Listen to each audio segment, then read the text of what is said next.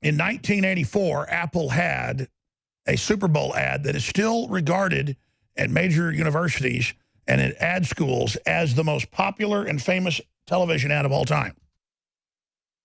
And it shows faceless people that look exactly like NPC memes, gray skin, gray uniforms, all subserviently chanting the same mindless garbage. And today, would Twitter ban the 1984 Apple computer ad? 20 days. 20 days. And the tidal wave of total censorship has gone into insane overdrive. Unbelievable information coming up.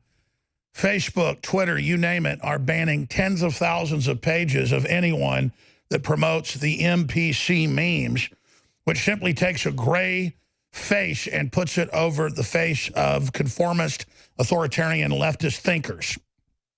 In THX 1138, it's really a remake of the idea of a Brave New World, a scientific dictatorship. They resemble NPC memes. In the famous 10 Minutes of Hate from 1984, they wear gray uniforms, and most people have shaved heads to be conformist.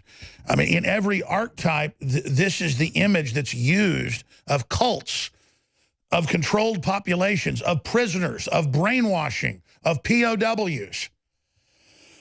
And now they're trying to ban it everywhere. In 1984, Apple had a Super Bowl ad that is still regarded at major universities and at ad schools as the most popular and famous television ad of all time. And it shows faceless people that look exactly like NPC memes, gray skin, gray uniforms, all subserviently chanting the same mindless garbage. And today, would Twitter ban the 1984 Apple computer ad with the image of the goddess alive with her blonde hair and her red shorts and her white shirt and her full breast, bringing life back to the internet, bringing life to the PC tyranny? But now you have the Apple tyranny. You have the Google tyranny. And they have become what they claimed they were fighting. Oh, then they were revolutionaries in 1984. Steve Jobs saw the parallel of the authoritarian 1984 and the 10 Minutes of Hate and the PC dictatorship of international business machines and Bill Gates. And he came and he smashed it, only to become something far worse than he'd said. But if you look at the NPC memes, if you're a radio listener, TV listener, haven't seen them, that they're up on Infowars.com, there's something very telling. They've gone from just a few months ago denying that they were censoring conservatives and libertarians and anything successful, anything viral, by calling it Nazi or calling it homophobic. And they never even show what it was they said was homophobic, as if you don't have free speech to be homophobic. But they would lie and say you were when you weren't. New York Times admits memes are tools of influence as Twitter drops ban hammer. And then it shows the New York Times screenshot. What is an NPC, the pro-Trump internet new favorite insult? Twitter has barred hundreds of right-wing accounts, it's thousands now, for posting soulless, non-playable liberal activities. So if you make fun of the tyranny of the censors, the tyranny of the colleges, the tyranny of the thought police, which is completely admitted, the New York Times says, we're banning you, and they praise Twitter and others for banning people's accounts because they simply post joke memes, calling it dehumanization. Isn't that total inversion? Isn't that rich? The NPC meme is showing the dehumanization, like the book 1984, or the movie 1984, or the movie THX 1138, or the Apple commercial in 1984. Think about that, ladies and gentlemen. Think about the unbelievable irony of these authoritarians. But I'm here to tell you, any symbol that people seize on to say no to tyranny is banned in China, like saying their dictator president is Winnie the Pooh. That's banned.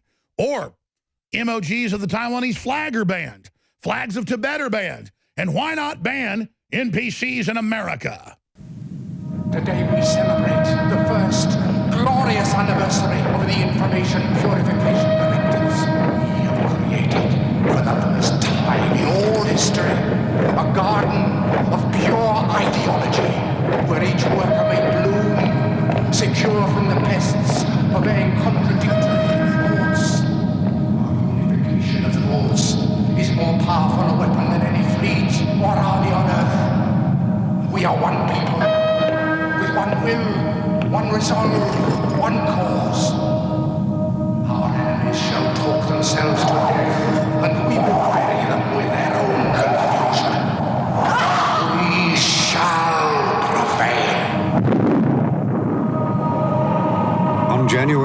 24th, Apple Computer will introduce Macintosh.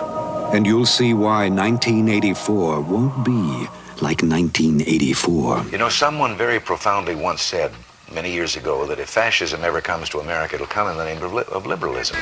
You're a white man! You're a white man! If you are receiving this transmission, you are the resistance. Guaranteeing your food independence is a crucial part of prepping. Between debt crisis, natural disasters, or even simple power outages, having a supply of storable meals is crucial. With InfoWars Life Select storable food, you can make sure you and your family are ready for any emergency. With drinks, snacks, and meals in amounts ranging from 72 hours to a full year, there's no better place to look for healthy, easy, and incredible meals. Including meals such as Traveler Stew, Homestyle Potato Soup, and a variety of other meals for breakfast, lunch, and dinner, InfoWars Life Select storable food will help you eat comfortably in a time of need. They even work great for camping. Simply pack a 72-hour kit to go and you have easy-to-cook and transport food for you and your loved one's trip. Don't be caught surprised by an emergency. Make sure you're stocked up today with all the food you need for an affordable price with InfoWars Life Select storable foods.